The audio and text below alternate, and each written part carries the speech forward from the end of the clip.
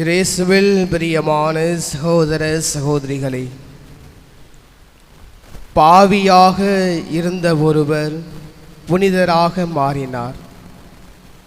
கடவுளை தெரியாத ஒருவர் கடவுளை பற்றிய பல புத்தகங்களை எழுதினார். யாரு? இன்றைக்கு நாம் நினைவு கூறுகின்ற புனித அகுஸ்தினார்.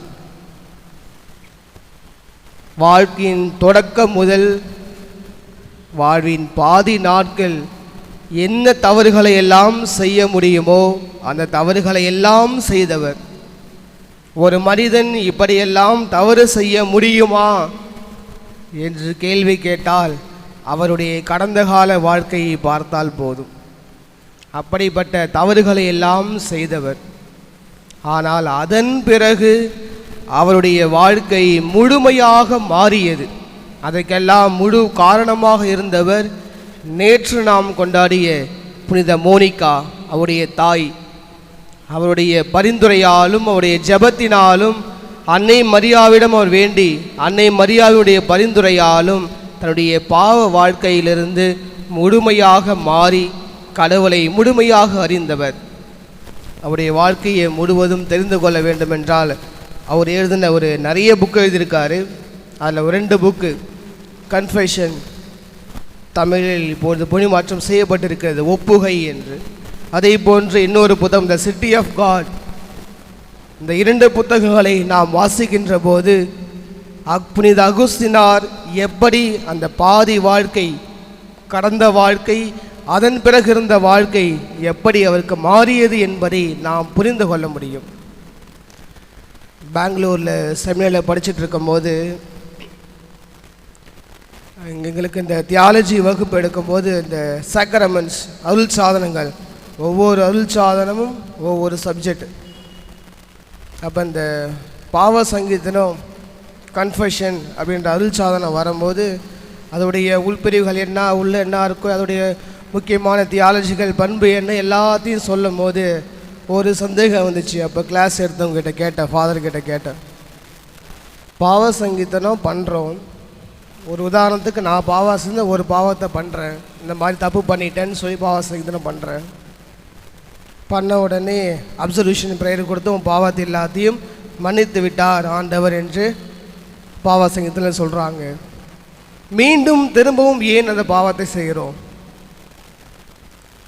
திரும்ப திரும்ப நம்ம பாவ சங்கீதனம் செய்தாலும் மீண்டும் மீண்டும் அதே தவறையே செய்கின்றோமே, என்ன காரணம்? ஏன்? ஒரு தடவை தவறு என்று தெரிந்த பிறகு அதை திரும்பவும் செய்வதனால் என்ன புண்ணியம், என்ன நடக்க போகுது, ஏன் திரும்ப திரும்ப அதை செய்கிறோம் அப்படின்னு சொல்லி கேட்கும் போது எனக்கு கிளாஸ் எடுத்த அந்த ப்ரொஃபஸர் ஃபாதர் சொல்கிறார், நம்மக்கிட்ட சரியான ஒரு வலிமையான மனம் கிடையாது. மனித பலவீனம் என்று சொல்லுவோம், ஆனால் மனித பலவீனத்தையும் தாண்டி வாழ்ந்தவர் தான் புனித அகுஸ்தினார். மனித பலவீனம், தவறு செய்வது மனித பலவீனம். இன்னைக்கு அந்த தப்பை செஞ்சுட்ட, மன்னிச்சிரு, சாரி வார்த்தையிலே சொல்லிடலாம். திரும்பவும் அதே தவறை நாம் செய்வோம். இது மனித பலவீனம். இன்னைக்கு நற்செய்தியில் சொன்ன மாதிரி 5 முன்மதியுடைய கன்னியர்கள், 5 அறிவிலியான கன்னியர்கள். நாம் 5 அறிவிலியான கன்னியர்களைப் போல தான் பல சமயங்களில் வாழ்ந்து கொண்டிருக்கின்றோம்.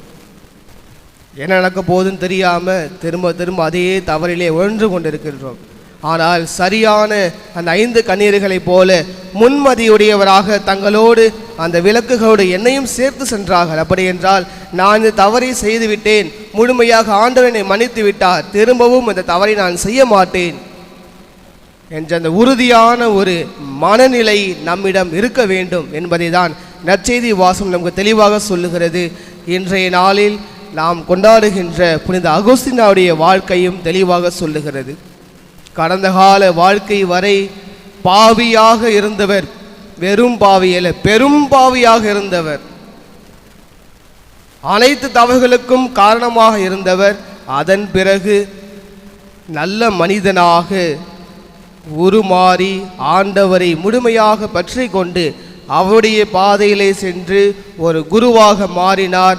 அதன் பிறகு ஒரு ஆயராக உயர்த்தப்பட்டார். இதையெல்லாம் அவர் எப்படி செய்தார்? என்னுடைய வாழ்க்கையில் நான் செய்தது இது தவறு என்று முழுமையாக உணர்ந்து அந்த தவறை முழுமையாக விட்டுவிட்டு மீண்டும் திரும்பி வந்தார். இந்த ஊதாரி மகனை போல மீண்டும் அவர் திரும்பி வந்தார். அதனால் தான் புனிதராக உயர்த்தப்பட்டிருக்கிறார். நீங்களும் நானும் எப்படிப்பட்ட ஒரு நிலையில் இருக்கின்றோம்? நாம் எப்படிப்பட்ட ஒரு கண்ணோட்டத்திலே பாவ சங்கீதனம் என்ற அந்த அருள் சாதனத்தை அணுகுகின்றோம்? போய் பாவசனை பண்ணிட்டு வருவோம், இன்றைக்கி மாதத்துக்கு ஒரு தடவை இல்லை வெள்ளிக்கிழமை முடிஞ்சால் போதும், அதுக்கப்புறம் என்ன வேணாலும் பண்ணிட்டு போகலாம்.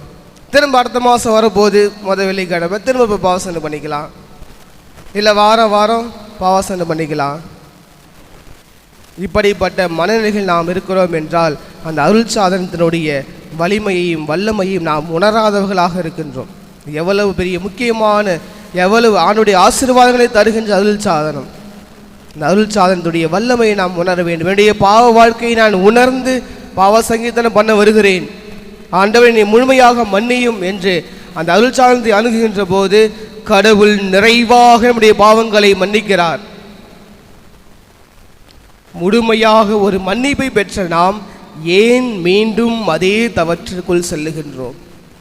கேட்டால் மனித பலவீனம்னு சொல்லுவோம். எல்லாரும் தப்பு பண்ணுறாங்கப்பா, என்னாலேயும் அப்படி தான்ப்பா பண்ணுறேன் நானும், மனித பலவீனம்னு சொல்லுவோம். ஆனால் அது மனித பலவீனம் அல்ல. தவறு என்று தெரிந்த பிறகு புனித அகுஸ்தினாரும் ஒரே மனிதர் தான், அதை தாண்டி வாழ்ந்தவர். அதே போன்றுதான் நீங்களும் நானும் வாழ வேண்டும் என்பதற்கு ஒரு முன் உதாரணமாக, ஒரு எடுத்துக்காட்டாக வாழ்ந்தவர் தான் புனித அகுஸ்தினார். இன்றைய நாள் திருவிழா அவருடைய நினைவு நாளில் நமக்கு உணர்த்துகின்ற இறை செய்தி இது மட்டும்தான். பாவ வாழ்க்கையை உணர்ந்த பிறகு மீண்டும் அதற்குள் செல்லாமல் ஒரு நல்ல ஒரு வாழ்க்கையை வாழ வேண்டும் என்பதை தான் இன்றைய விழா நமக்கு நினைவுபடுத்துகின்றது. எனவே அன்புக்குரியவர்களை, தொடர்ந்து இந்த திருப்பலியில் நாம் இறைவனிடம் வேண்டுவது, இந்நாள் வரை நான் பாவ வாழ்க்கையில் வாழ்ந்திருந்தாலும், பாவத்திலே உழன்றிருந்தாலும், தவறு எது என்று தெரிந்த பிறகு மீண்டும் அதை தொடர்ந்து செய்யாமல் இருக்க வேண்டும் என்பதற்கான வலிமையான ஒரு மனம், அதை விட்டு ஒதுக்க வேண்டிய ஒரு மனதை தந்தரல வேண்டும் என்று தூய ஆவியார் வழியாக மன்றாடுவோம்.